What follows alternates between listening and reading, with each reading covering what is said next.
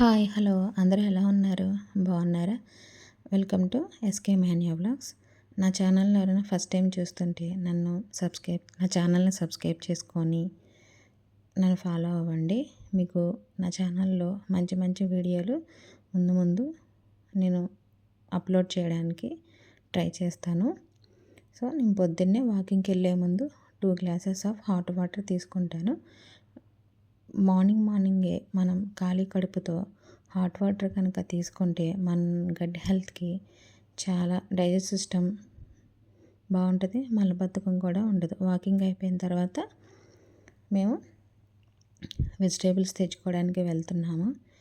ఈ విజయవాడలో ఉన్న వాళ్ళందరికీ ఆల్మోస్ట్ అందరికీ ఈ కృష్ణా బ్యారేజీ గురించి కొత్తగా చెప్పాల్సిన పని ఏముంటుంది చెప్పండి, అందరికీ తెలుసు.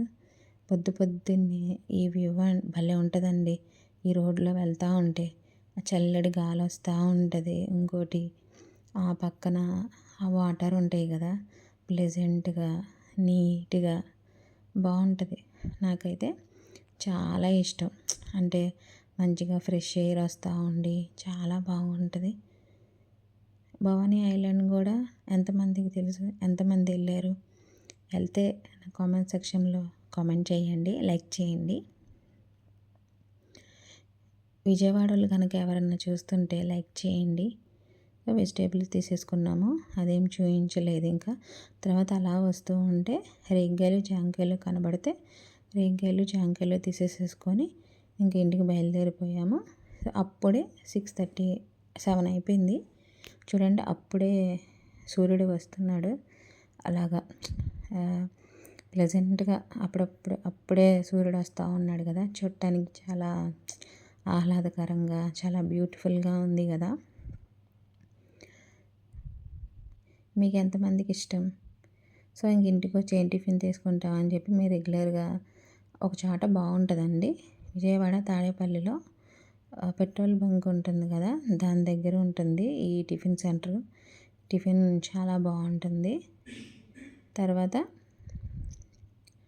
ఇంకా కూరగాయలన్నీ మంచిగా వాటికి బాక్సుల్లో అలా పెట్టేసుకుంటున్నాను.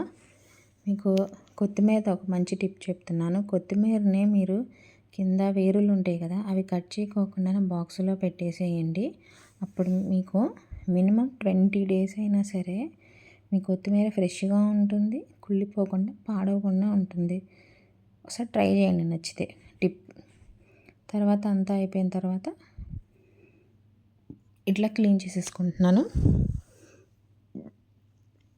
పేపర్ వేసుకుంటే మనం వెజిటేబుల్స్ మీద, సో ముందు గచ్చు మీద పేపర్ వేసుకొని అప్పుడు వెజిటేబుల్స్ వేసుకుంటే మనకి మెస్సీ అవ్వకుండా ఉంటుంది. మొత్తం ఇలా సర్దేసుకున్నాను. తర్వాత ఈరోజు క్యాలీఫ్లవర్ టమాటా వండుదాం అని చెప్పి చూపిస్తున్నాను. ఫస్ట్ టైం కదండి కెమెరా ముందు మాట్లాడతాం, అందుకే కొంచెం అట్లా మాట్లాడుతున్నాను, ఏమనుకోమకండి. తర్వాత సన్నగా కట్ చేసుకున్న క్యాలీఫ్లవర్, తర్వాత స్పూన్ పసుపు, హాట్ వాటర్ వేసేసి పక్కన పెట్టేసేయండి ఒక 20 minutes. చిన్న ఏమన్నా ఉంటే నలకలు కానీ పురుగులు కానీ ఏమన్నా ఉంటే పోతాయి. తర్వాత క్యాలీఫ్లవర్ టమాటా కర్రీకి ఫస్ట్ ఒక మీడియం సైజు ఉల్లిపాయ, ఒక 2 పచ్చిమిర్చి, కొంచెం కరివేపాకు తీసుకొని సన్నగా కట్ చేసుకోండి. తర్వాత స్టవ్ వెలిగించి కళాయి పెట్టుకొని ఒక 2 స్పూన్స్ ఆయిల్ వేసుకొని, తర్వాత ఉల్లిపాయ, పోపు దినుసులు వేయడం మర్చిపోయాను, మీరు వేసుకోండి. తర్వాత మనం కట్ చేసుకున్న ఆనియన్, పచ్చిమిర్చి, కరివేపాకు వేసేసుకొని వేగిన తర్వాత 1 స్పూన్ అల్లం వెల్లుల్లిపాయ పేస్ట్ వేసుకొని కలిపేసుకోండి. అది కొంచెం పచ్చివాసన పోయిన తర్వాత మనం వాటర్లో నానబెట్టుకున్నాం కదా క్యాలీఫ్లవర్, అది వేసేసి ఒకసారి కలిపేసుకోండి. ఇలాగా మూత పెట్టి నీళ్ళు పోయడం వలన ఈ స్టీల్ కళాయిలో తొందరగా అడుగు అంటుకోకుండా ఉండిద్ది. ఈ టిప్ నాకు తెలియదు, మా హస్బెండ్ నేర్పించాడు. తర్వాత ఒక 2 టమాటాస్ సన్నగా కట్ చేసుకొని సాల్ట్ వేసుకొని కలుపుకొని మళ్ళీ మూత పెట్టేసేయండి ఒక 5 నిమిషాలు. అంతే.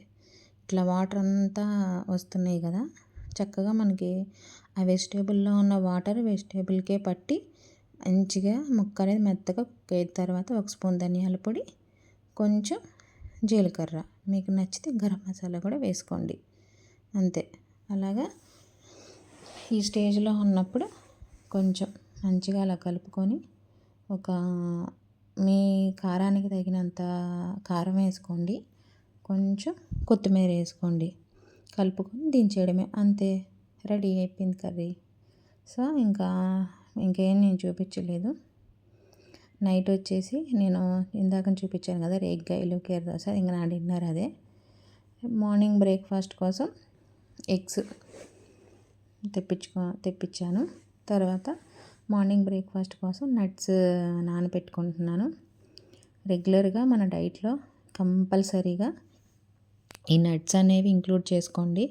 మన హెల్త్కి చాలా అంటే చాలా మంచిది. డైలీ కంపల్సరీగా తీసుకోండి. అప్పుడప్పుడు స్కిప్ చేసినా పర్వాలేదు, కానీ మ్యాక్సిమం వారంలో ఒక 5 డేస్ అన్నా లేదంటే 4 డేస్ అన్నా తినడానికి ట్రై చేయండి. అంజీరా, ద్రాక్ష ఒక గిన్నెలో వేసుకోండి. ఒకసారి వాష్ చేసుకొని దాంట్లో నీళ్ళు పోసి నానబెట్టండి. తర్వాత ఇంకో బౌల్లో వాల్నట్, బాదం పప్పు, పిస్తా పప్పు మీ ఇంట్లో మెంబర్స్ని బట్టి నానబెట్టుకోండి.